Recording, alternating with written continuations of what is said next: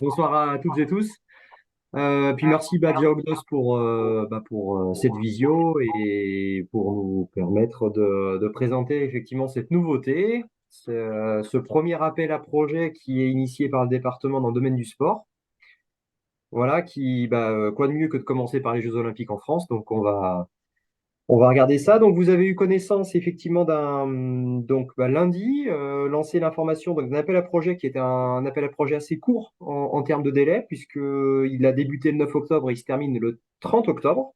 Voilà, soit 3 semaines pour déposer des demandes. Alors, c'est assez volontaire de manière à pouvoir considérer, parce qu'il y a beaucoup, beaucoup de choses qui sont en train de s'organiser, en train de germer sur les territoires. On a pas mal d'informations.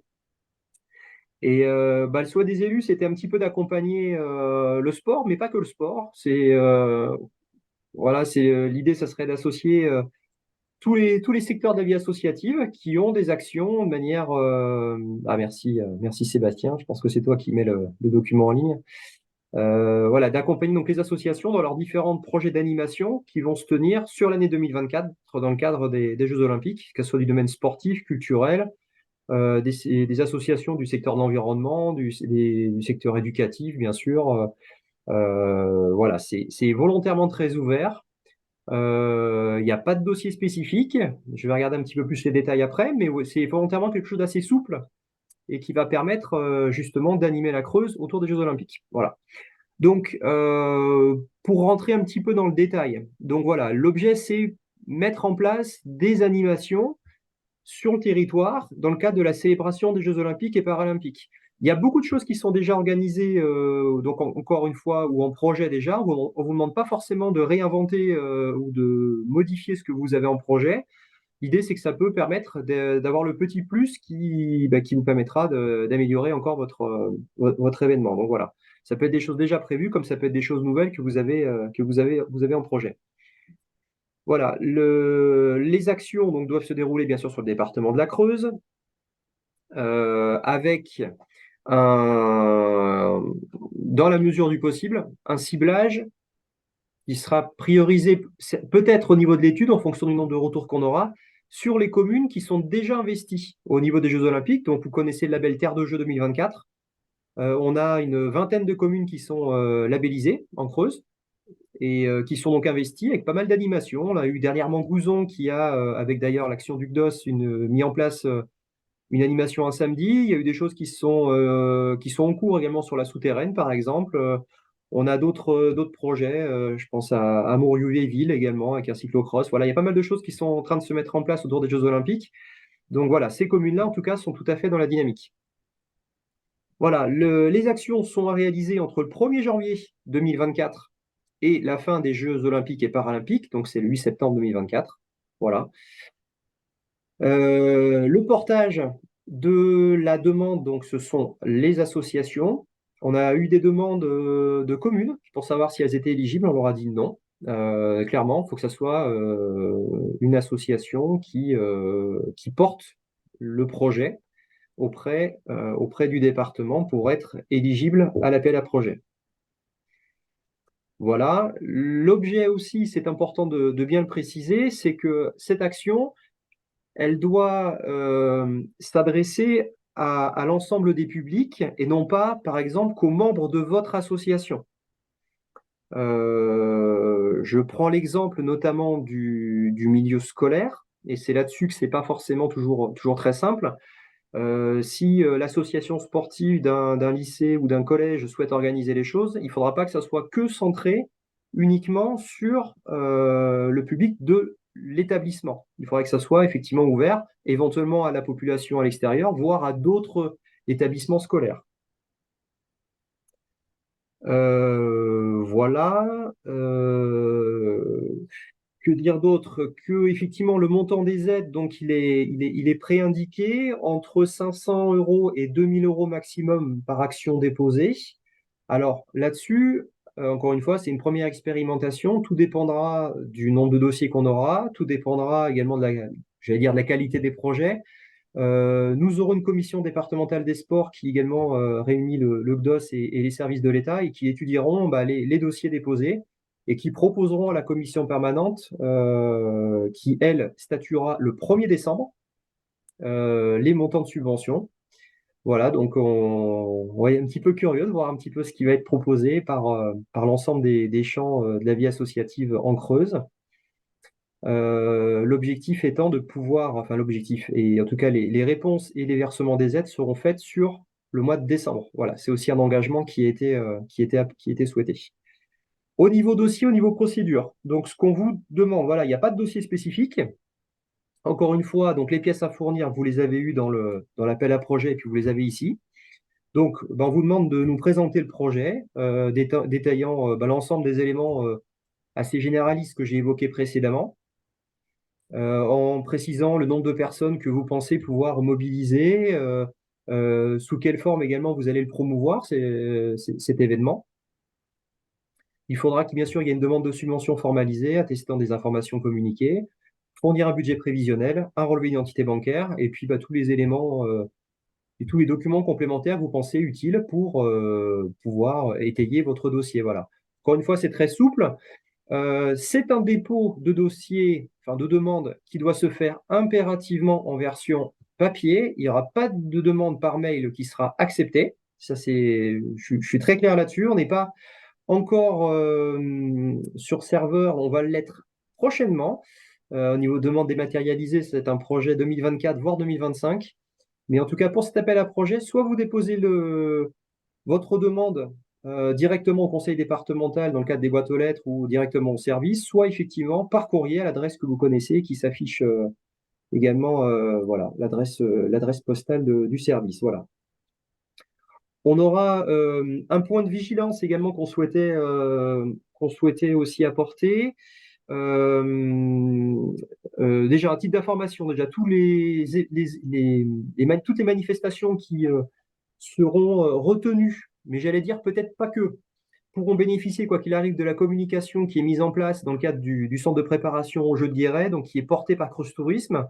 Vous avez notamment Romain Conversin, qui est le community manager qui anime le site internet et la page Facebook de Terrasport 23. Voilà, donc fournissez-nous déjà de l'information en général, mais dans le cadre de ce projet-là, vous aurez une visibilité particulière qui sera mise en place pour les projets soutenus. Un gros point de vigilance, et ça pourra aussi faire l'objet des critères de sélection, c'est la façon dont vous envisagez l'utilisation du sigle, voire des anneaux olympiques, puisque vous savez, ou du moins on vous invite à y faire attention, le DOS, et je sais très vigilant là-dessus. Grande vigilance sur ces usages qui sont extrêmement verrouillés en termes de communication et d'autorisation. Voilà, on en voit souvent des olympiades ou d'autres notions qui sont utilisées. Tout ça est très réglementé. Donc, on vous invite à faire très attention à ces usages et en aucun cas, effectivement, le département ne sera tenu responsable d'éventuelles utilisations qui ne seraient pas dans les règles. Donc, on vous invite à être très vigilant sur la façon, en général, dont vous utilisez toutes ces notions et ces logos. Par exemple, utiliser le logo pas Terrasport, Terre de Jeux 2024, effectivement, on peut l'utiliser que si on est effectivement labellisé. L'Olympiade culturelle, c'est pareil, c'est un label spécifique, mais il faut être labellisé. Donc tout ça, il faut être vraiment en vigilance, il faut bien avoir les autorisations. Et puis, de manière générale, les anneaux olympiques, je pense qu'il ne faut pas y compter, hein, Françoise. Je crois que c'est à peu près ça.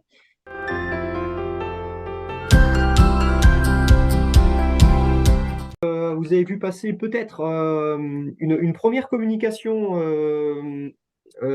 qui s'est faite samedi matin sur le site, sur le réseau social du département. Donc, nous avons également des animations qui sont en train de se préparer avec le GDOS, avec le centre de préparation au jeu de Guéret et avec le soutien de l'État. Des animations qui sont dans le cadre de la Creuse fait ses jeux. Ce sont des demi-journées d'animation qui vont être organisées sur 8 communes du département, entre, a priori, le 11 avril, qui a l'air d'être une date qui est retenue, et le 23 mai. Voilà, 8 animations par demi-journée sur 8 communes différentes. Je fais le lien, bien sûr, avec cet appel à projet. Il semble non prioritaire, on va dire, à ce que des associations qui seraient intégrés bien sûr à ces actions-là puissent bénéficier du fonds, puisqu'il y a déjà des financements d'apporter, notamment par le département en tant que partenaire du CDOS, mais également des financements de l'État qui sont assez importants. Donc voilà, ces 8 animations-là, dont un certain nombre de communes vont relayer assez rapidement l'information à leur club, voilà, ça sera pas prioritaire, on va dire, en termes d'analyse.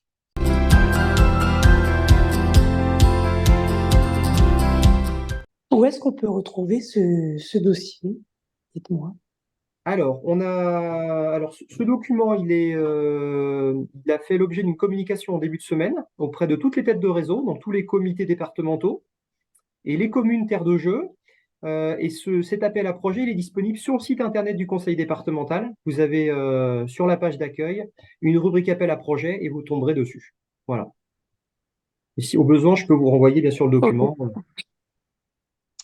Euh, pour répondre à la question également, je pense qu'on m'entend. Oui. Oui, Oui. Ouais.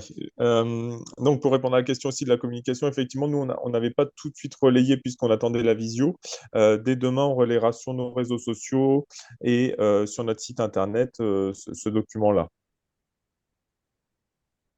Voilà, nous, initialement, on avait communiqué effectivement uniquement aux têtes de réseau, hein, en mentionnant effectivement que bah, c'est aussi leur rôle de relayer à leur club affilié. Alors effectivement, peut-être qu'elles ne l'ont pas tout à fait réalisé. Et puis effectivement, on a communiqué aussi sur les réseaux sociaux du département et Terrasport 23 qui ont contribué à la communication et au relais. Après, effectivement, voilà, on peut arriver à ne pas toucher tout le monde, on s'en excuse. Mais voilà, l'appel à projet est disponible en tout cas sur le site internet du département, rubrique appel à projet. Très bien. et alors moi j'ai une petite question. Est-ce que ça peut être porté par un collectif d'associations? Alors, on a déjà eu la question déjà sous l'angle des comités départementaux. Est-ce que les comités départementaux peuvent déposer? Est-ce qu'un collectif d'associations peut déposer? Alors la réponse est oui, bien entendu. Simplement, le ciblage qui est clairement souhaité par les élus, c'est de toucher des associations qu'on ne touche pas d'habitude et qui ne sont pas forcément éligibles à nos dispositifs d'aide, qui sont effectivement assez sélectifs, mais de fait, on ne peut pas toucher toutes les associations. Donc, dans la mesure où, par exemple, un comité fédère une action assez précise, assez importante sur plusieurs endroits du département, on peut effectivement imaginer qu'un dossier soit déposé. Après, on est vraiment aussi sur l'idée de toucher vraiment, encore une fois, des associations, des structures, des localités éventuellement qu'on ne touche pas souvent. Donc voilà. Mais encore une fois, tout est ouvert à ce stade.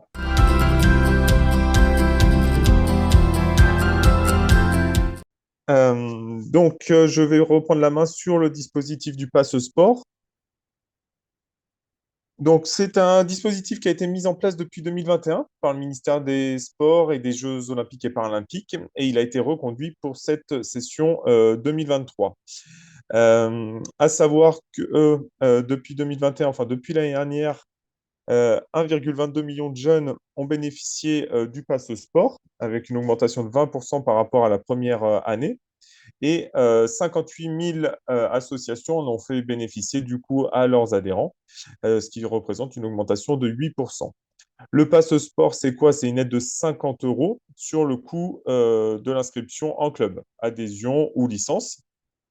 Il faut que la licence, enfin, il faut que la licence ait été prise entre le 1er juin et le 31 décembre 2023.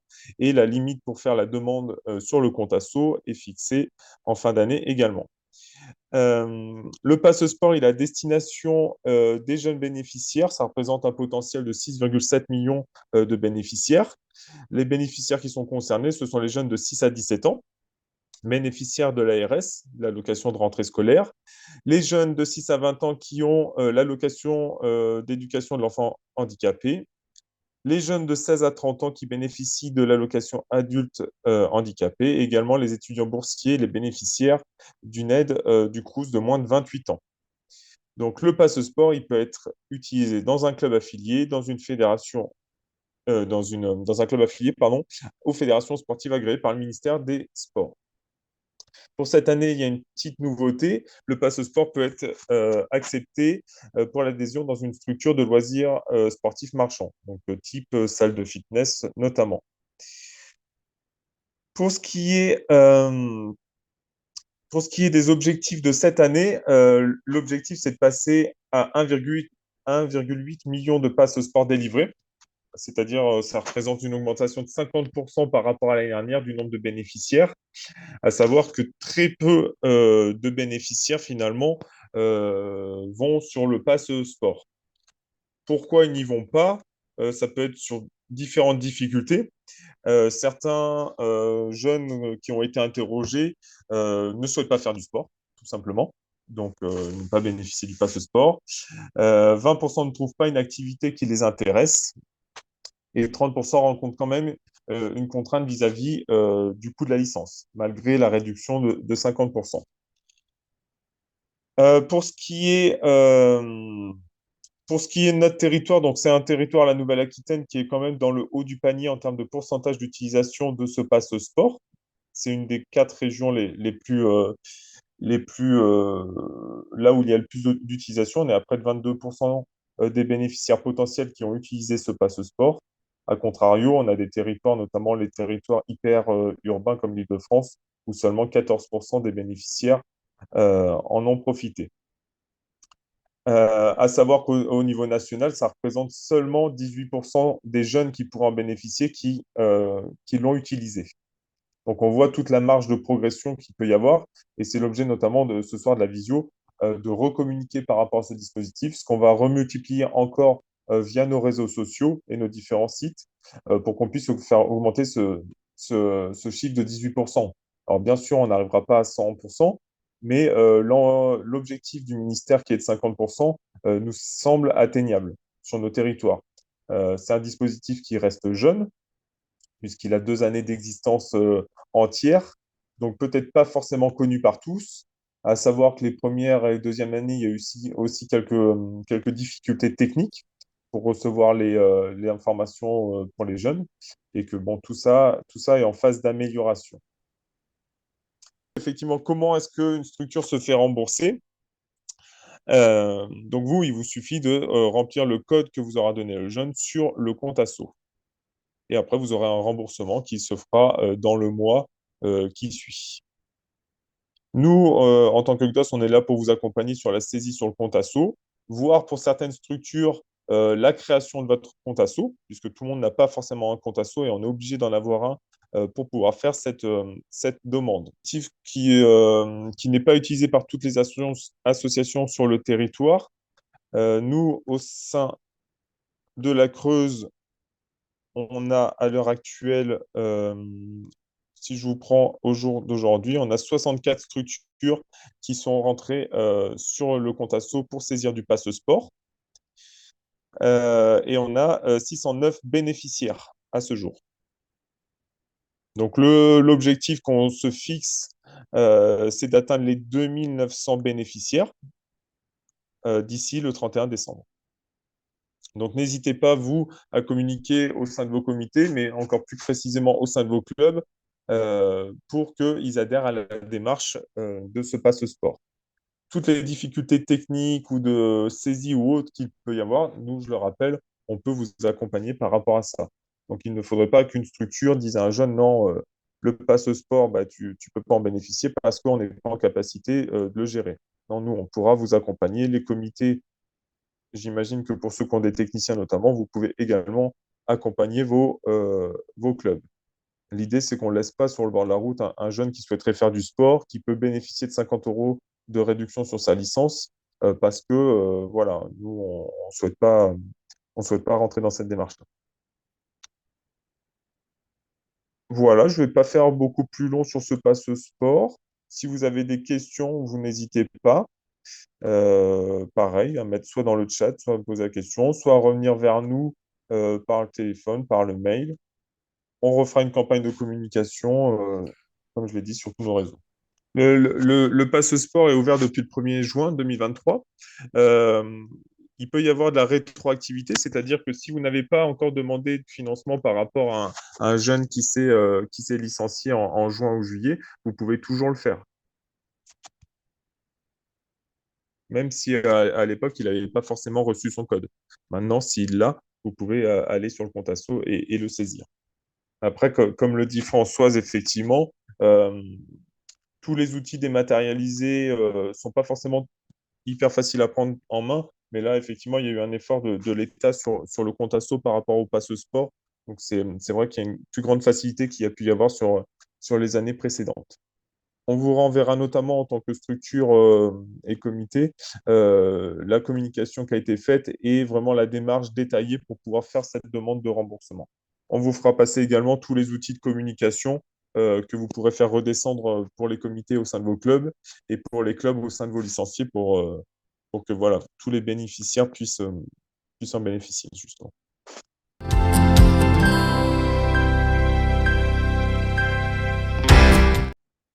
Une prochaine visio aura lieu mi-décembre.